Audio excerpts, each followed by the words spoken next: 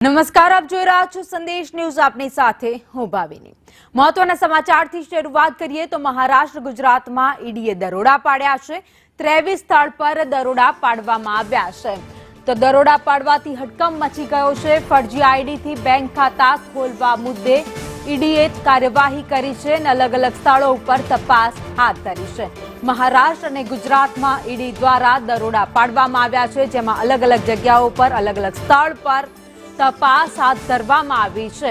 ફરજી આઈડીથી bank ખાતા ખોલાવવામાં આવ્યા હોવાની માહિતી મળતાની સાથે જ ઈડીના અધિકારીઓ સતર્ક થઈ તપાસ કરવા માટે પહોંચ્યા છે.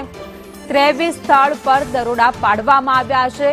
અત્યારે તપાસ ચાલી રહી છે. તપાસ બાદ કેટલાક મોટા ખુલાસા પણ થઈ શકે છે. તો અનેક જગ્યાઓ પર ઈડી દ્વારા અત્યાર સુધીમાં તપાસ હાથ ધરાઈ છે, જેમાં કેટલીક નાણાકીય વિગતો સામે આવી શકે છે, દસ્તાવેજો મળી શકે છે. આ સાથે જ કેટલા ગેરકાયદે વ્યવહારો થયા છે તે પણ માહિતી સામે આવી શકે છે.